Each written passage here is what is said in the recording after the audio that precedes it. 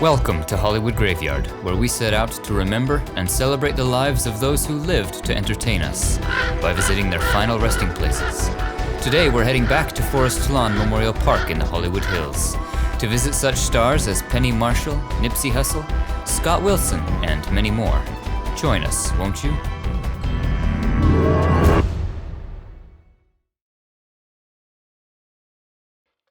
We're back again where it all started nearly 3 years ago. Forest Lawn Memorial Park in the Hollywood Hills. One of nearly a dozen Forest Lawn cemeteries in Southern California, Forest Lawn Hollywood Hills is adjacent to several of the major studios, including Disney and Warner Brothers. In fact, before these grounds were consecrated as a cemetery in the 50s, in the early days of Hollywood, you'd see film crews shooting movies right here amidst these hills. This is the 5th installment of our series on Forest Lawn Hollywood, so if you haven't done so already, be sure to check out parts 1 through 4. Let's begin our tour in the section just right of the entrance, Sheltering Hills. About halfway up, we find a Disney legend, Buddy Baker. He was a composer known mainly for his work at Disney, his films including The Fox and the Hound, The Many Adventures of Winnie the Pooh, and Napoleon and Samantha, for which he earned an Oscar nomination. If you're a fan of Disneyland, you may know this year marks the 50th anniversary of the Haunted Mansion. Buddy Baker wrote the music for the Haunted Mansion, including the song Grim Grinning Ghosts, with lyrics by Ex Atencio. Later in life, he taught music at USC, mentoring the next generation of film composers. Back a few rows to the south is the grave of Stephen J. Cannell. He was a writer and a television producer, writing and helming a number of the popular shows in the 70s to the 90s, including The Rockford Files, The A-Team, 21 Jump Street, The Commish, and more. He was also a novelist, whose work includes the Shane Scully mystery series. He was 69 when he died from complications of melanoma. I don't know for sure what the numbers 143 mean, but in numerology, 143 stands for I love you, being the number of letters in each word. Across the street to the east is the churchyard section, not far from the White Church. In from the road a few rows is one of Hollywood's strange actors, Glenn Strange. While perhaps not as well remembered as Bela Lugosi or Boris Karloff, Glenn Strange is considered an icon of Hollywood horror. In the 1940s, he took over the role as Frankenstein's monster in the Universal horror films, and was even coached by his predecessor, Boris Karloff. Outside of the horror genre, he could often be seen in westerns, like Sam the Bartender in Gunsmoke, in over 200 episodes. He died of lung cancer at the age of 74. Let's continue down Memorial Drive and stop back again at Sheltering Hills on the right. Halfway up the hill, we find the final resting place of Bobby Fuller. He was one of rock and roll's early rising stars. With his group, the Bobby Fuller Four, he had a major hit in the 60s with I Fought the Law. I miss my baby and them good thugs. I fought the law and them law won. Bobby's untimely death at the age of 23 remains one of Hollywood's unsolved mysteries. Within months of I Fought the Law becoming a hit, he was found dead in his car outside his Hollywood apartment. The scene reeked of gasoline. Bobby's body bruised up, an empty gas can in the cab. The medical examiner checked both the suicide and accidental boxes on his report, with a question mark next to each. The official cause of death was listed as suicide by asphyxiation of gasoline fumes, but no one close to him believed that a man at the height of his success would kill himself. Later, the cause of death was changed to accidental, but a third theory has also emerged, that he was murdered because of business dealings gone wrong with the mafia. All these years later, the trail has gone cold, and we may never know for sure. Shows like Unsolved Mysteries and E's Mysteries and Scandals have explored the mysterious death of Bobby Fuller. Back to Memorial Drive, just past the intersection, on the left is Eternal Love section. A few rows in, we find Joseph Kearns. He was an actor, perhaps best remembered for his role as Mr. Wilson in the Dennis the Menace television series in the 50s and 60s. He appeared in many of the other great TV shows of the era, including The George Burns and Gracie Allen Show, The Jack Benny Program, and The Adventures of Ozzie and Harriet. You could also hear his voice as the doorknob in Disney's Alice in Wonderland. Let's cross the street straight west to Enduring Faith. Between a statue and a tree is the still unmarked grave of Barbara Hale. She was an actress best remembered today for her role as Secretary Della Street in the TV series Perry Mason in over 200 episodes and several made-for-TV movies. The role earned her an Emmy. She can also be seen in movies like Airport and The Window. She lived to be 94. Barbara is interred next to her husband, actor Bill Williams, whose real name was Herman Catt. He played the title role in the early TV western, The Adventures of Kit Carson in the 1950s. He also appeared in a number of B movies, including in The Giant Spider Invasion with his wife, Barbara. Let's double back to the intersection and turn left up Evergreen Drive. If we stop on the right just before a trash bin, we find the very top of Sheltering Hills section. In a few rows is Vic Tayback.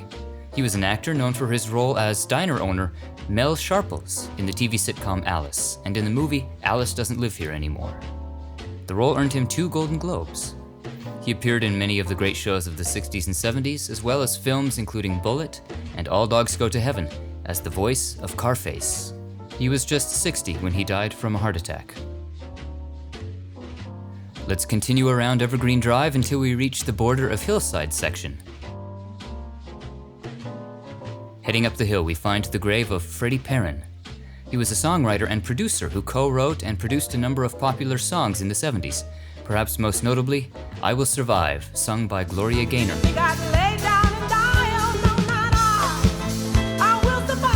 And Shake Your Groove Thing, performed by Peaches and Herb.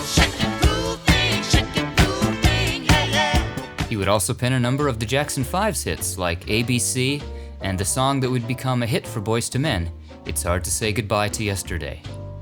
And in 1977, he co-produced one of the best-selling movie soundtracks of all time, Saturday Night Fever.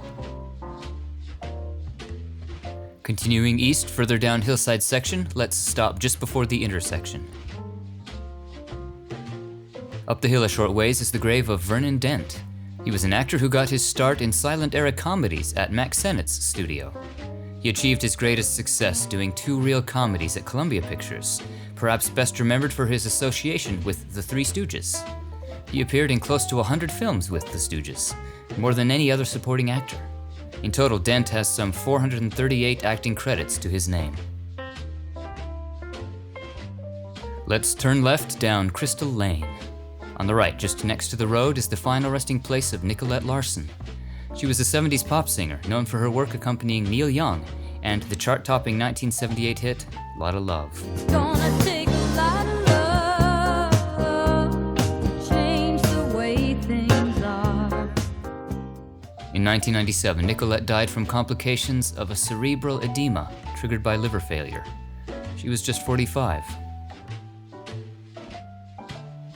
Down at the corner of Crystal Lane and Memorial Drive, on the right, is animator Jack Hanna, not to be confused with the wildlife expert of the same name. Jack Hanna was one of the preeminent animation directors at Disney in the 40s to the 60s. He directed most of the Donald Duck and Chip and Dale cartoons during this era, as well as the fan favorite, Lambert the Sheepish Lion. After Disney, he went over to Walter Lance's studio to work on Woody Woodpecker. In 1992, he was honored as a Disney legend. Let's continue southeast along this same section, Murmuring Trees.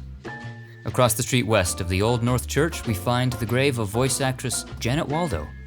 Her epitaph reads, a lifelong teenager, an allusion to her many roles voicing teenage girls on radio and in cartoons, including the title character in Meet Corliss Archer, and Judy Jetson in The Jetsons. Ricky Rocket is taking me to school. Well, I know, dear, but on a spaceport, sure.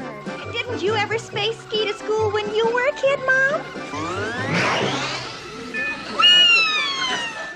Other shows she lent her voice to include The Flintstones, The Addams Family, Alvin and the Chipmunks, The Smurfs, and many more.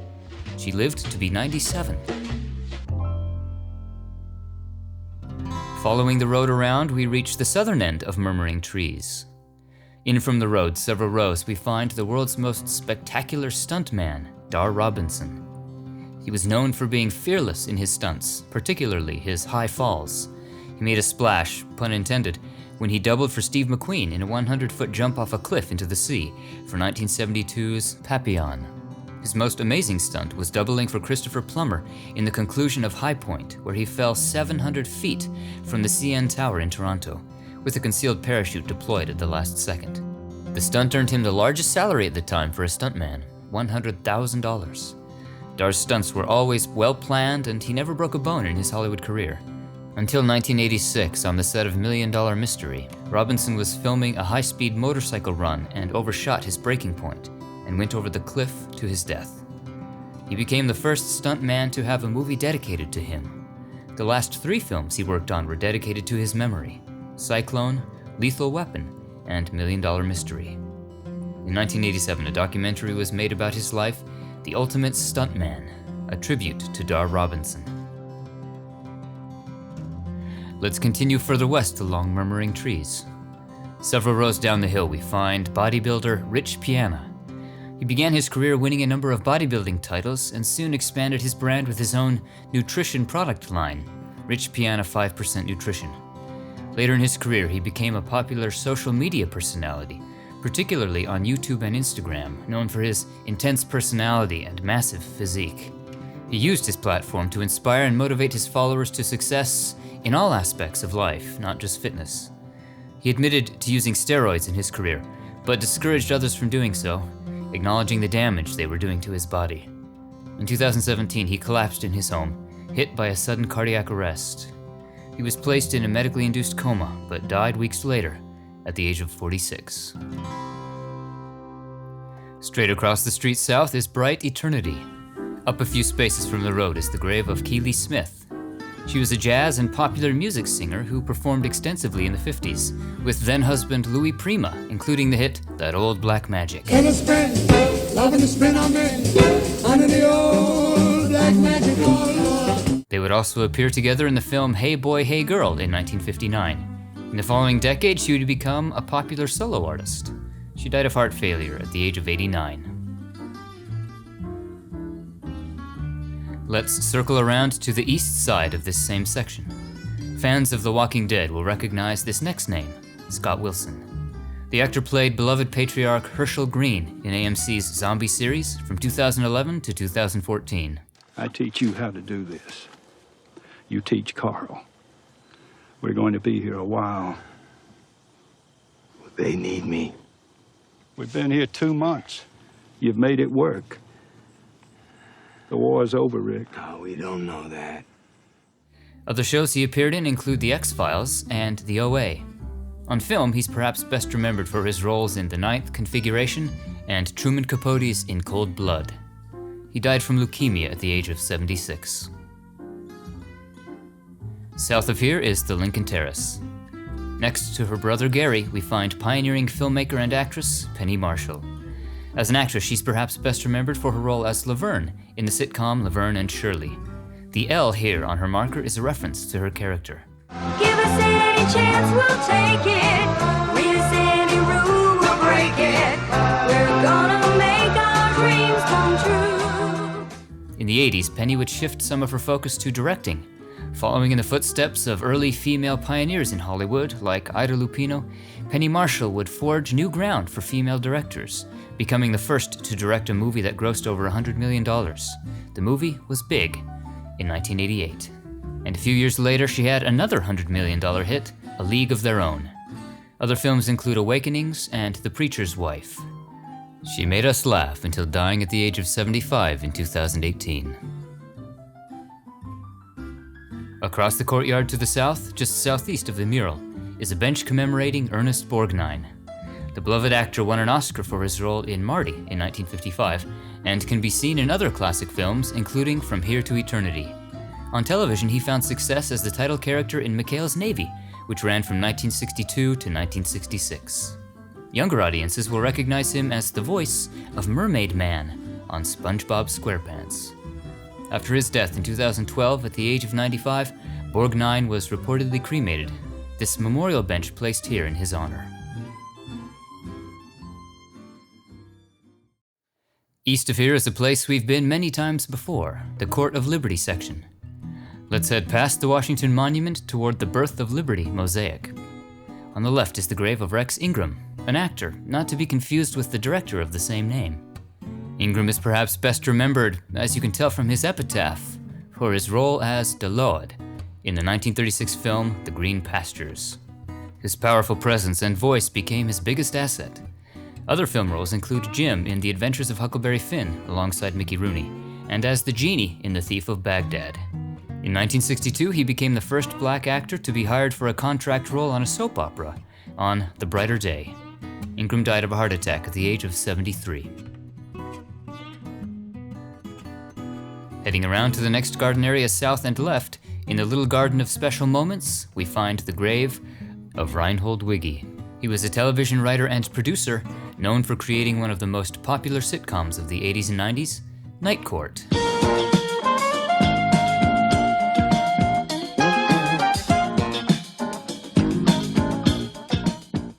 He also wrote for other sitcoms, including Barney Miller.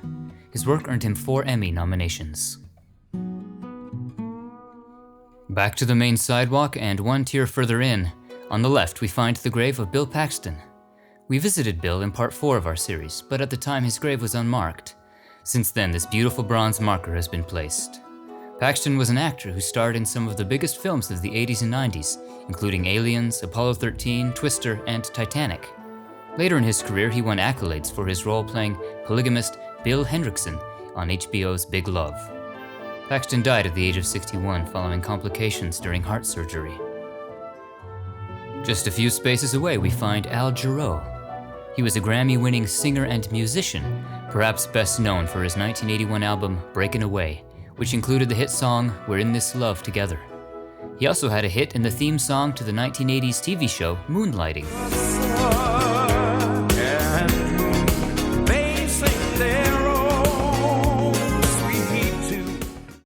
Jarreau died of respiratory failure at the age of 76.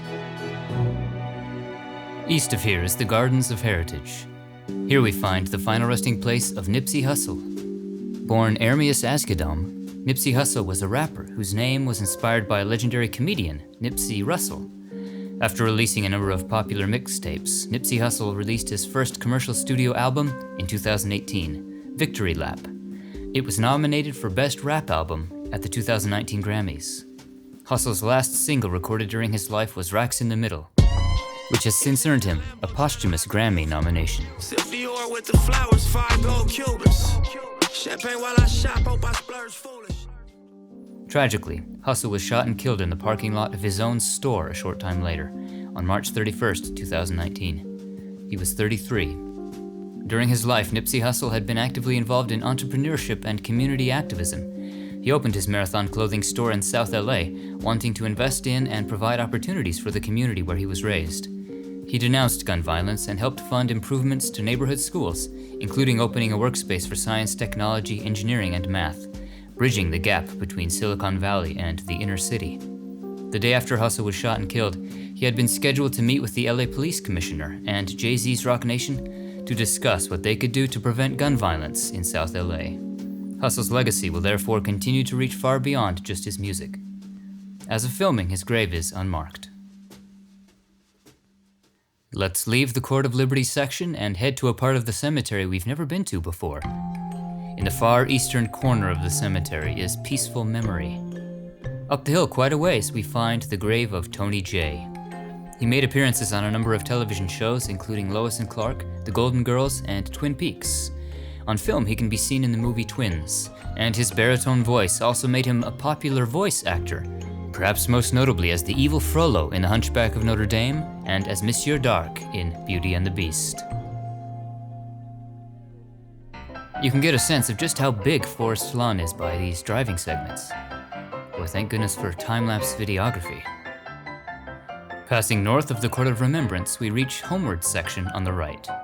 Up a few rows is Jack Perrin, another of early Hollywood's Western stars. He got his start in the silent era, specializing in melodrama and serial films, before finding his niche in B-movie westerns of the 30s. As his film career faded, he found regular work in television in the 60s, racking up over 400 credits throughout his career. Let's cross the road northeast to the Vale of Peace. Just in from the road, we find one of Hollywood's tallest actors ever, Lock Martin.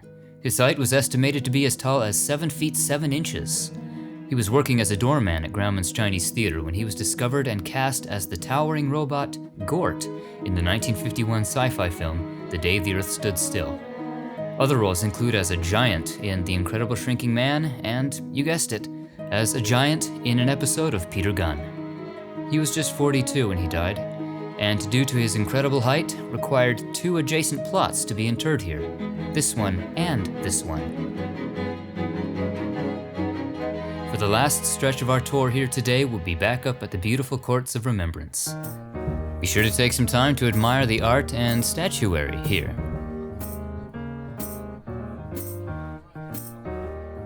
Reaching the southeastmost courtyard, we head into the Sanctuary of Treasured Love. Here is the crypt of James Ingram.